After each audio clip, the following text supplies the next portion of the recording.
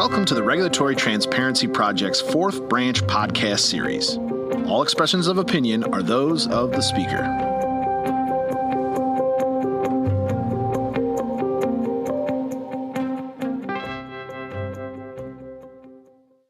Hi, everyone, and welcome to the Regulatory Transparency Project's Explainer episode 65. Today, we're joined with Christina Sandefur and Michael Cannon. Michael Cannon is from the Cato Institute, and Christina Sandefur is from the Goldwater Institute. And today, we're here to discuss Michael's new book, Recovery. So I'll go ahead and hand it off to you guys. All right, great. Well, thank you to the Federalist Society, and thanks for joining me, Michael. This is a great book, and in this book, you attribute quite a few of the problems in the U.S. health sector to government intervention. And I think policymakers at the state and federal levels are routinely enacting these laws that they say are going to improve access to care, and they're going to lower prices. But inevitably, as you point out in the book, they just make things worse. So I'd really like to unpack that today and touch on some of the solutions that you propose. But before we get to all that, this is a Federalist Society podcast. So I thought it would be helpful to start by talking about the foundation for all of these recommendations that you make, and you take a rights-based approach to healthcare. So can you explain to me what kinds of rights people have in healthcare? Sure. Thank you for having me, Christina, and the Federalist Society. I'm excited to talk about the book. It takes a rights-based approach because I agree with Bernie Sanders and Medicare for All supporters on this much. We do have rights when it comes to our healthcare. And the most important right is we have the right to make our own health decisions. And what we find is that in the United States, government doesn't respect that right very much. But when it does, when the government does not insert itself into our health decisions and push us this way or that, or ban this decision or that one, where it leaves the decisions to individual consumers and entrepreneurs in the competitive market process. What we see in healthcare, there are only a few corners where that happens, but what we see in healthcare is very encouraging. We see the same sorts of things that we see in other sectors of the economy, which is prices falling while quality improves. And so while I do take that rights-based approach, there's also a utilitarian angle to the book where I argue that when you take that rights-based approach, we get more of what everyone wants, which is better, more affordable, more secure, more universal healthcare, and a health system where fewer people fall through the cracks than under any other. Well, now you say that there are a few corners of the healthcare sector where we see these markets flourishing, and then we can see how that benefits health consumers or patients. But I guess that means, and you say this in the book, that in totality, the U.S. healthcare market really isn't a free market. And I think that might surprise some listeners who are a little bit new to talking about the topic this way, because I think oftentimes we're told by politicians that it's the market or the free market that's actually destroying healthcare, and we need more government to come in and fix it. So what do you mean when you say that we don't have a free market in healthcare in most places? So a lot of people complain about lots of parts of the U.S. health sector. Maybe the biggest complaint is that prices are too high, whether for medical care or health insurance, and health insurance is too insecure. People lose their coverage all the time, and then they are sick and don't have health insurance.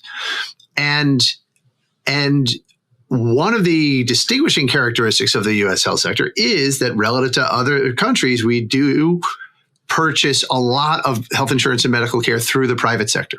So a lot of people just see that, and then they see all the problems in the U.S. health sector, and they say, oh, well, the private sector must be the problem. That's a very superficial perspective. I mean, I understand why people reach that conclusion, but it's superficial and it's misleading, because even though we're buying and selling a lot of healthcare and health insurance through the private sector, that doesn't mean that it's that it is a market system, or that that buying and selling reflects consumers' preferences, or the actual underlying costs of the goods and services that we're purchasing, because there's so much that the government does to distort private and control private sector healthcare decisions. And the biggest thing the government does is compel workers to enroll in a certain type of health insurance that I think is really junk insurance. And that is employer-sponsored insurance. About half of the U.S. population has employer-sponsored insurance. And the reason they do is because if you buy insurance through an employer, letting an employer control $16,000 of your compensation and use that to make your health insurance decisions for you, and then enroll in a plan, in that health insurance plan that your employer picks, a plan that, by the way, drops you when you leave, maybe after you've already gotten sick, and leave that employer, which is why I call it junk insurance. If you wanted to take that $16,000 as cash compensation, buy your own health insurance, it stayed with you between jobs, the government effectively penalizes you. It requires you to pay taxes on that money. You lose about a third of it to taxes. And therefore, most people should just enroll in employer-sponsored insurance, which means that all of that money, that $16,000 of yours and mine and everyone else's, is not really private health. It might be private health spending, but it's not the market at work. It's not voluntary health spending. That is compulsory spending. Yeah, and so in the book, that's why you call this the original sin of health policy, I believe, right?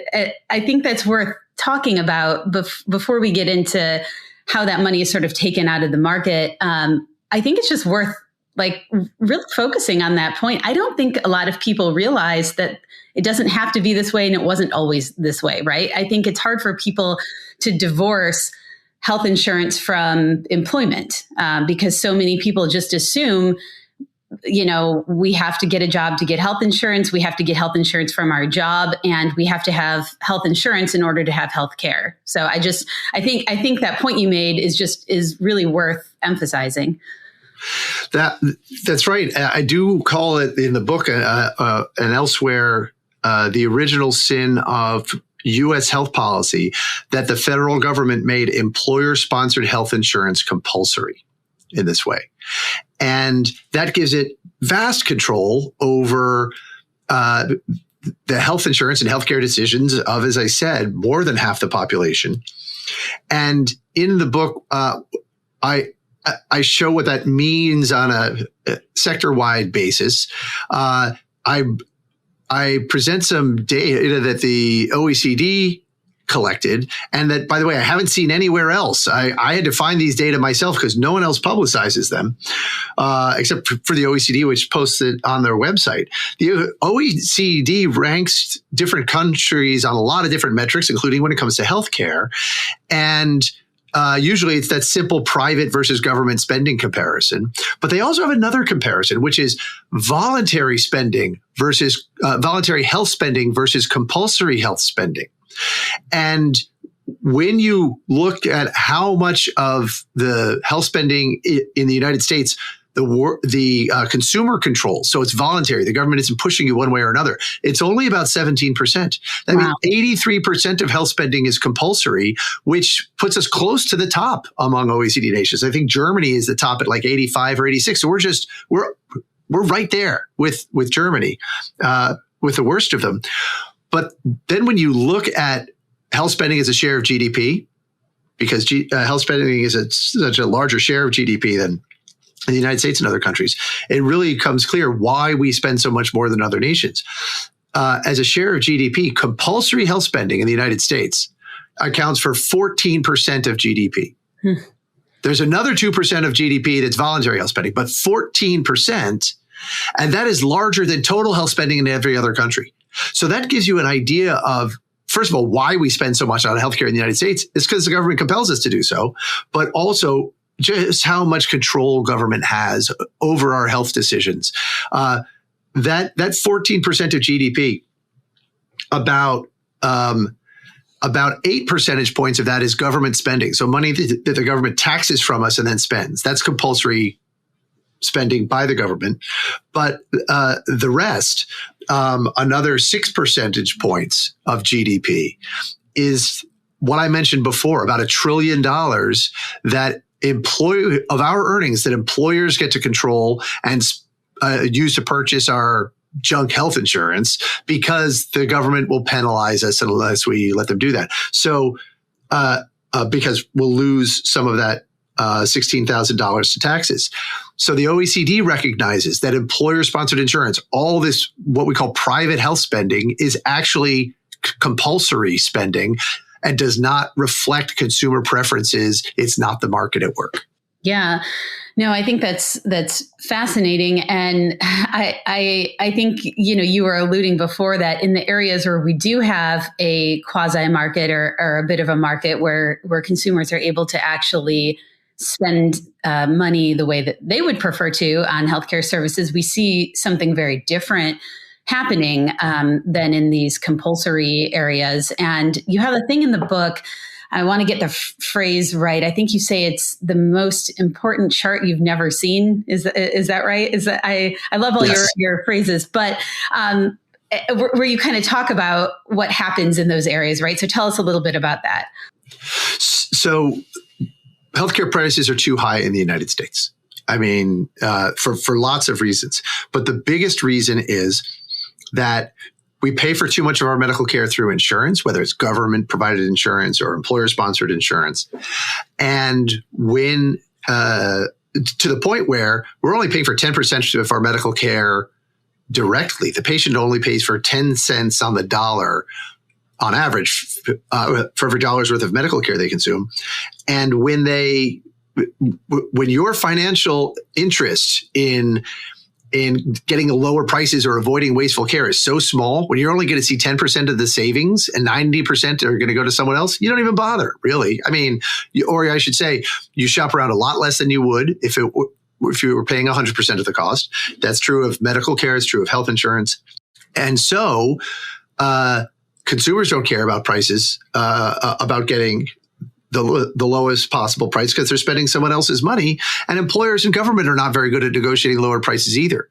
But the chart that you're talking about is one that shows the results of an experiment where some employers, one of them is the state of California, in its capacity as an employer, did an experiment where they had their enrollees, they couldn't get the prices down for a whole bunch of different services. So they created this experiment where the enrollees would be spending their own money on those items. And these are things like CT and MRI scans, colonoscopies, shoulder and knee arthroscopy, hip and knee replacements. So some pretty invasive surgeries, elective, but pretty major surgeries.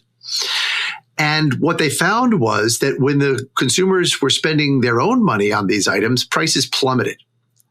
Over a 2-year period, prices came down dramatically. For hip and knee replacements, they came down at the high price hospitals by about 37% over a 2-year period. Wow.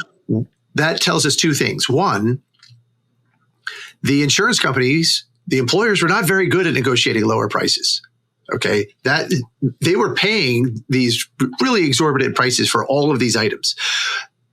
And two, as soon as you gave the consumer an incentive to ask about price, because they get to keep 100% of the savings, some remarkable things happen that are not supposed to happen in healthcare. If you listen to both health policy wongs, consumers started asking for price information. They got transparent price information. They started changing their behavior based on that price information. They switched hospitals. About 1/6 of the market for hip and knee replacements went to lower price hospitals. And the hospitals changed their behavior. They started reducing their prices. They went to insurance companies and said, we know we have these prices written into our contracts. Can we reopen those contracts to lower our prices because we're getting killed here? And these are monopolist hospitals that, we need antitrust or whatever to protect us from. Really, you don't. You just need price sensitive consumers, because they will spark price competition that will get prices down far below what insurance companies or the government will be able to negotiate. And if you want healthcare to be universal, falling prices should be your obsession, because that is how we make everything more universal. That's how we've made food so much more universal that we are keeping 8 billion people alive on this planet right now, a feat that humans have never accomplished before. That wasn't government subsidies or regulation or price controls that did that. That was innovation that drove down the prices for food. And we need to do the same thing to make healthcare more universal. Yeah. And, I think when you have these conversations with folks, there's something that seems just sacrosanct about healthcare, I think, to a lot of people that, we understand that there is and should be competition in food or in clothing or, other consumer goods, right? And people understand what it means to shop around. And now so more than ever with all of the internet and mobile options that we have. But somehow when you tell them, well, we need a better market than in healthcare as well, that I think they have a reaction to that. Like healthcare is somehow different from other consumer goods. And it might be because in people's minds, in addition to access, there's also this safety component, right? And of course, there's a safety component to food and other things as well. But I think maybe when they think about healthcare, there's just this unique safety component in their mind. And they think that government agencies, like, for example, the FDA, the Federal Food and Drug Administration, are needed to keep us safe from ourselves, but also maybe from drug companies that might give us drugs that are dangerous to us. And so in the book, you do talk about this, except that rather than arguing for more government intervention or more government regulations on safety, you actually argue for the opposite. And again, that may seem kind of counterintuitive to some people. So what is, if you take kind of the price aspect, if you divorce the price aspect from the conversation, like why is it that government is actually making medicine less safe? Oh, wow. Okay. So that's a really big question. Let me start with something that might be a little controversial or provocative with a FedSoc audience, which is that in one chapter of the book, I argue that government should be doing more to make patients safer. It should be regulating more. That's the chapter on medical malpractice liability. The reason we have a medical malpractice, a tort system generally, and medical malpractice torts and products liability torts, is because those systems are freedom enhancing, because if a doctor or a pharmaceutical company can impose on me risks or costs without my consent, if a doctor operates on the wrong body part or a hospital lets me get an avoidable hospital-acquired infection, if they can do that with impunity, then I'm not really free. Because I'm not free to make my own health decisions if other people can impose those unwanted costs on me. And we have a tort system not only to make me whole if they harm me, but also to create incentives so that they provide better care. So that's where I argue government should be playing an active role in improving the safety of medical goods and services. Unfortunately, what happens in states and to some extent at the federal level, when it comes to the med-mal system and the products liability system, is what happens often at the federal level when the government gets involved in any area of healthcare or any other regulation. It's regulatory capture. The industry goes to the state legislature and says, we want you to put caps on non-economic damages, or we want you to limit the patient's right to sue in this way, so that it creates situations where if a doctor in Texas imposes costs on me in excess of the Texas's cap on non-economic damages, then I have to bear those costs. Even if I can get a jury to bring an award against this doctor, I have to bear those costs, which means Texas has made me less free. And a lot of people won't be able to get a lawyer to represent them in a med-mal case. And if you've ever listened to the Wondery podcast about Dr. Death, Dr. John Dunch, it interviews one of my Cato colleagues, law professor Charlie Silver, about that very point. The Texas's caps have kept Dr. Dunch's victims from filing lawsuits against him. So in that area, I argue that states should get rid of those sorts of caps and limits on the right to sue, but then also let patients and providers implement their own med mal reforms via contract by directing judges to honor those contracts. That was a long first part of the answer. I didn't even get to like the FDA and how that makes people less safe, and what to do about that.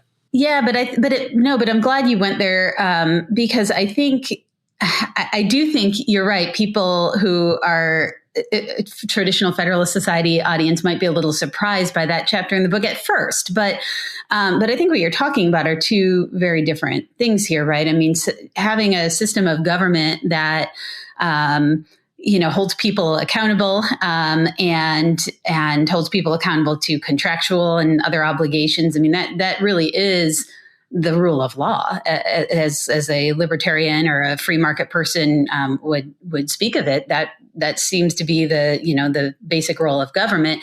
But what that sort of morphed into, as you've said, and we've had regulatory capture, we've put all sorts of limitations on those things and on people's ability to contract with each other, but also as a way to sort of maybe make things more efficient in their minds, or maybe to put the bureaucrats that seem to be more experts in the area more in charge.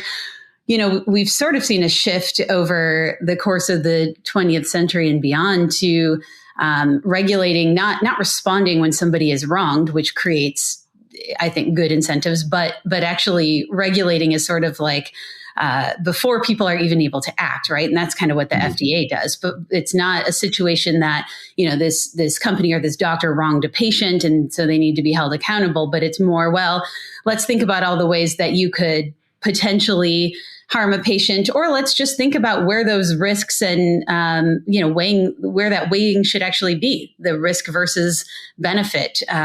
It seems that rather than giving the patient the opportunity to weigh those things for his or herself, the government's kind of saying, well, no, we're gonna step out in front and we're gonna set those standards. So I think, and I certainly don't want to put words in your mouth, but it seems to me like there's a real difference between what you're talking about and, a traditional system of government accountability for wrongdoings and this regulatory behemoth that we have now that is represented by, among other agencies, the FDA.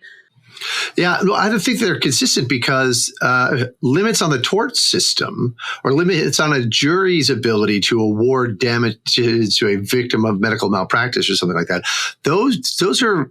they do limit government. They limit the redistribution through the tort system, but they also limit freedom for the reasons I mentioned.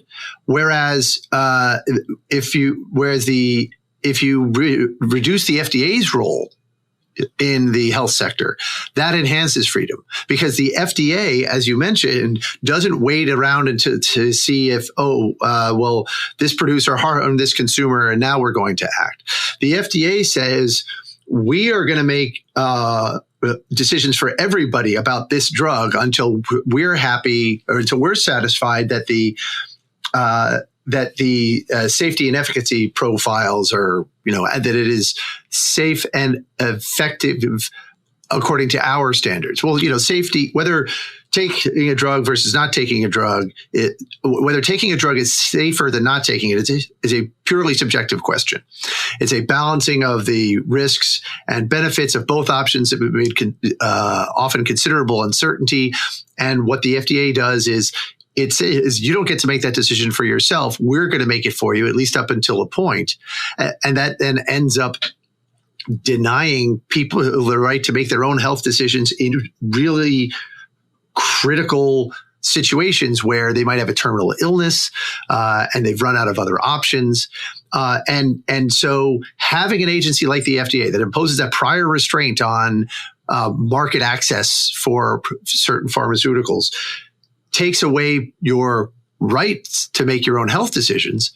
And as I also discuss in the book, it ends up making you less safe because the FDA causes more harm by delaying safe and effective drugs from getting to the market than it prevents by blocking ineffective or harmful drugs from getting to the market.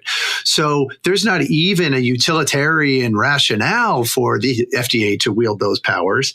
And I not only make that case in the book, I also talk about some of the ways that markets but for the FDA and other government interventions, would provide much better safety assurance outside of the medical malpractice system.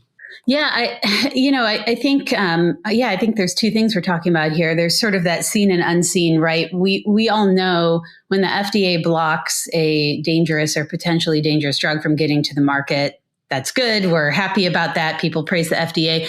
But what you're talking about is what they don't see is if they delay or even completely block a drug that could help people improve their lives or even save their lives, how many people suffer or even die because of that decision. We can sort of try to quantify that, but we don't even know because those people are never given that opportunity.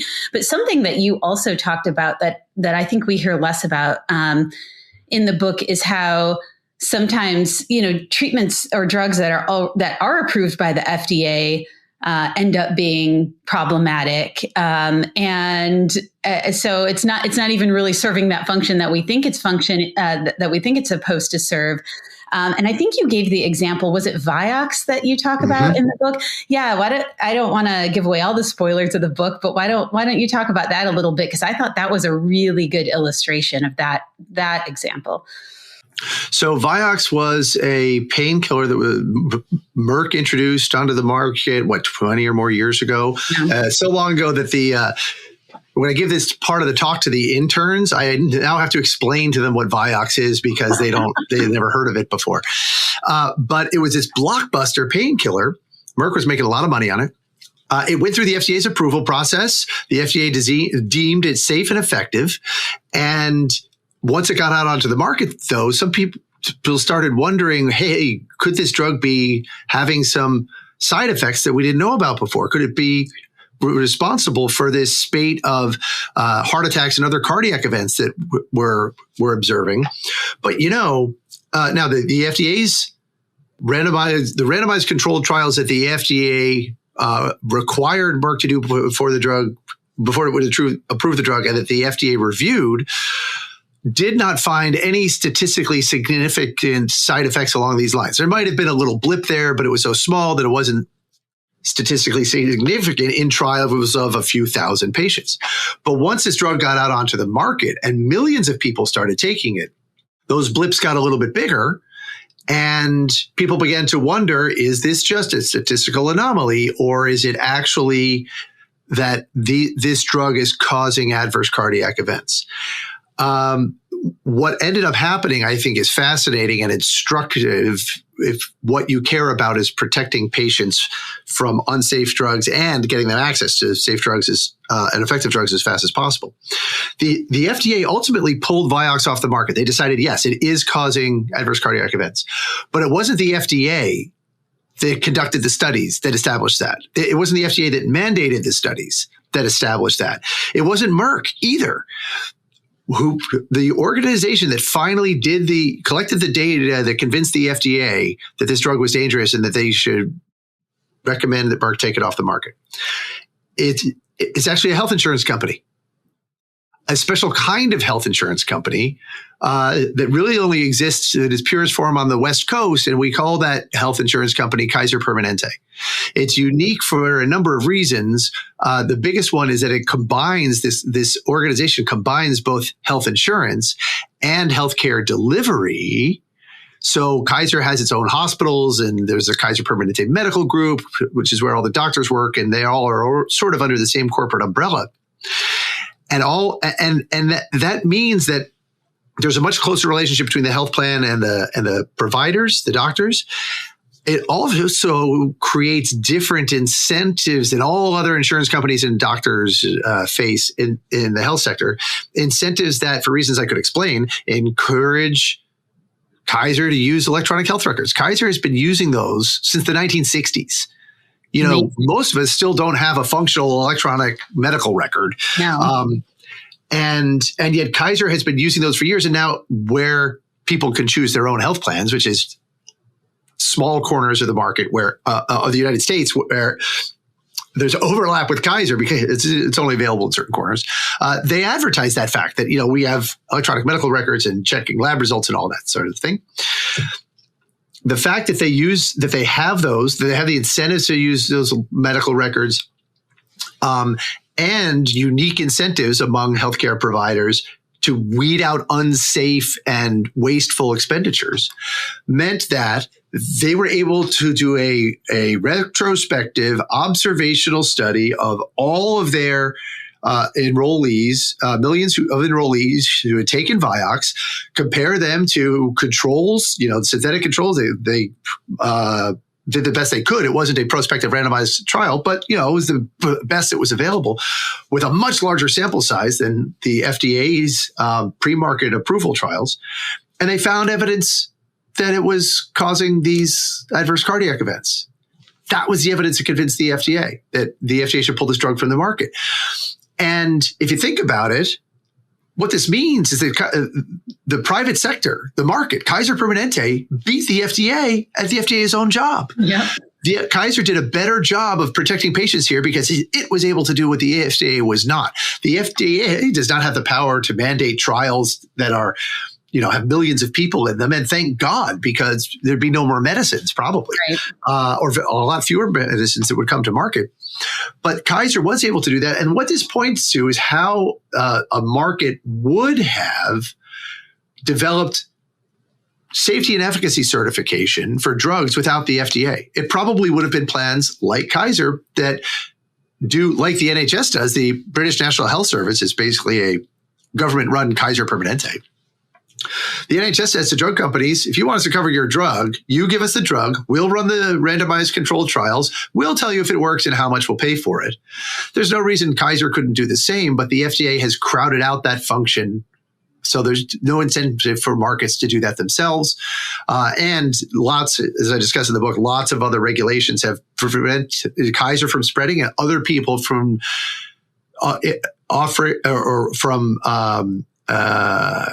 launching other health plans like Kaiser that have its same organizational structure and incentives.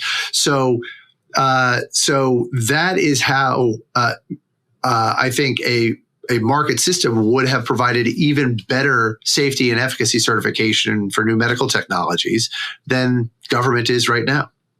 Yeah. And what I love about that example and just your approach in the book generally is that, it really illustrates how incentives that exist in the market that do not exist in government systems really drive a lot of this information sharing, these innovations, prices to drop, access to increase, safety, all of these things.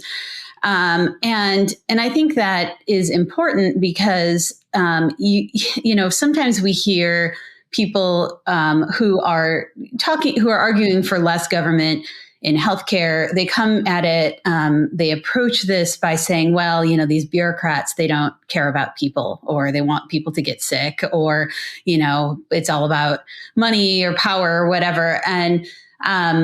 And I like that you acknowledge that, I think a lot of people in that work for the FDA or that, these politicians that want to improve the healthcare system, they come at it with good intentions.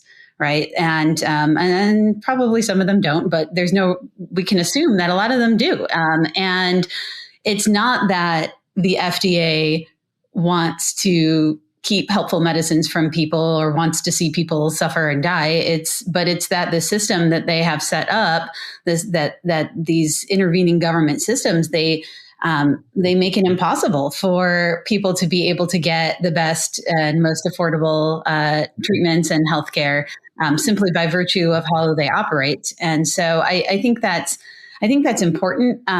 It's an important point to keep in mind. And that, that everybody, I think at the end of the day, just about everybody wants a healthcare system that's more accessible and that gives people the best care. It's just about how we get there, right? Yeah, everybody who pays attention to the FDA, every FDA wonk or analyst knows the name David Graham. David Graham was an FDA employee who argued the FDA should not have approved Vioxx. He argued this drug is not safe. And he was one of the people who I think went to Kaiser Permanente. I'm glad David Graham is there. I love the David Grahams of the world who have values different from mine, maybe even more risk averse than I am, because they are the ones who will demand more evidence about whether this drug works or not.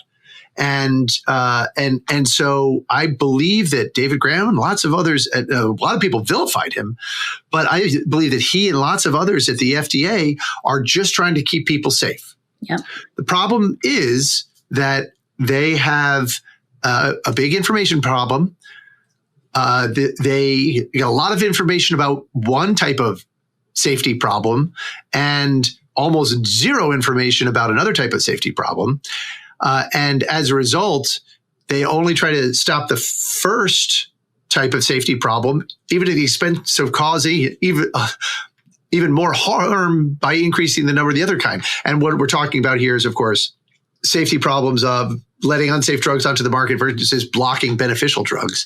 And in this book, I say that this information asymmetry, this information problem is so great that there are studies that show that the FDA causes 6 to 12 times as much harm by blocking drugs, beneficial drugs from the market, as it does by keeping unsafe drugs off of the market. Mm-hmm.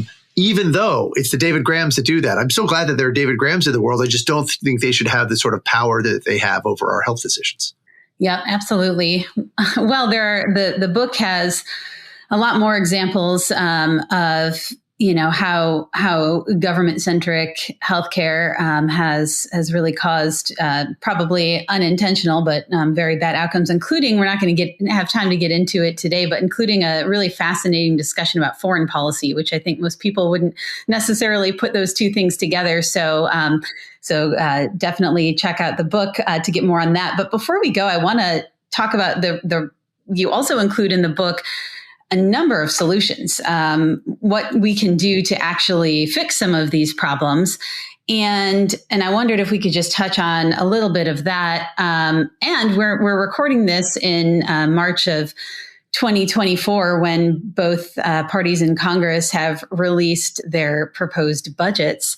And it looks like, Michael, your book has been influential in the Republican budget, at least. So maybe we can kind of talk a little bit about that. But tell me just a little bit. We certainly don't have time to go through all of them, of course. That's why folks should pick up the book Recovery and read about them, read about these solutions for themselves. But tell us a little bit about some of the most important reforms that you've included in the book, and maybe about some of them that seem to be gaining a little bit of traction, at least with some members of Congress.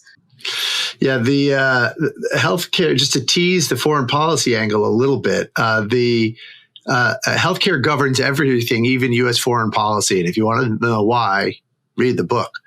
But as far as reforms, yeah, I did hear, I saw in the House Republican region budget proposal, there was some healthcare proposals that mirrored what I proposed in the book, both on when it comes to the tax treatment of healthcare and the Medicare program, and also the Medicaid program.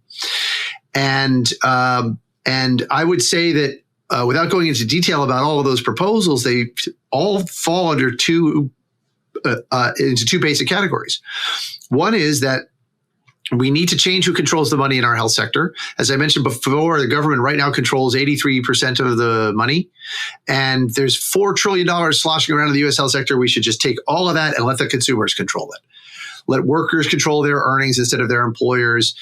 Give seniors in the Medicare program a check like Social Security does, where, give sick people bigger checks and low-income people bigger checks so that they can afford the medical care that they need, but then trust them to spend it, just like Social Security does. You do these and a couple of other things, and all of a sudden, consumers will control that $4 trillion, and the system will have to start responding to them, like it did in those experiments we mentioned, where consumers got not just price information, but falling prices and more accessible universal care. The other category is removing barriers to lower cost, higher quality healthcare.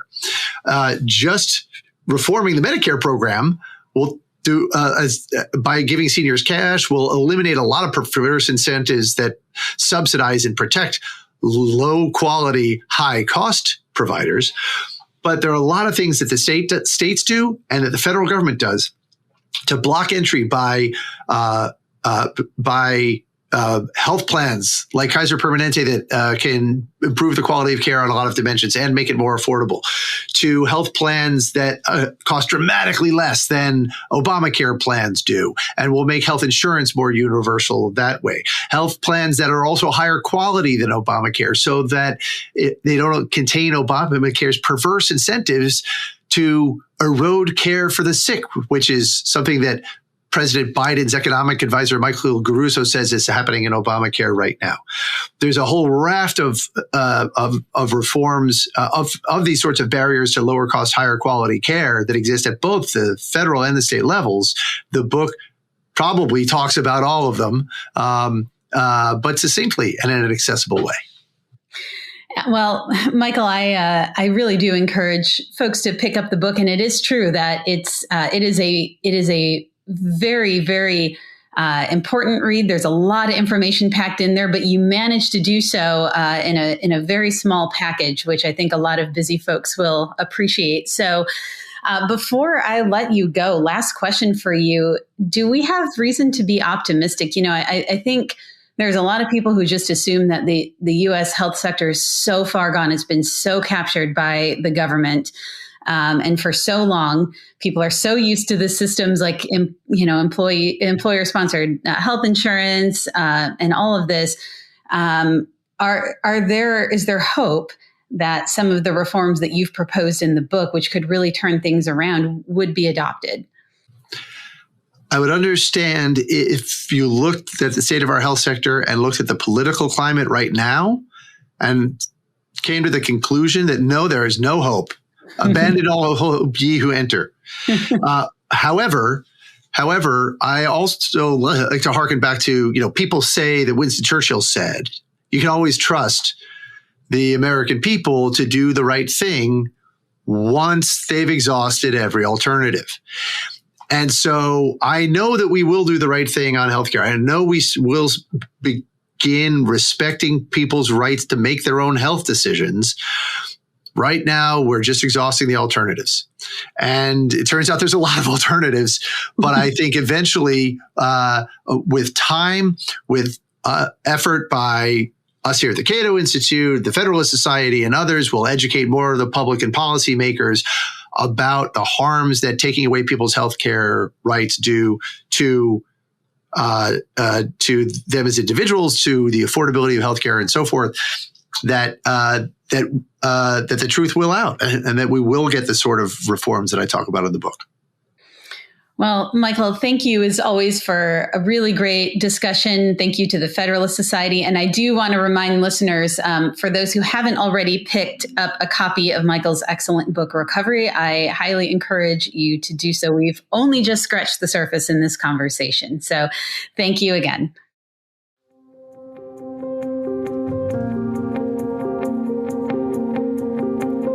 On behalf of the Federalist Society's Regulatory Transparency Project, thanks for tuning in to the Fourth Branch podcast.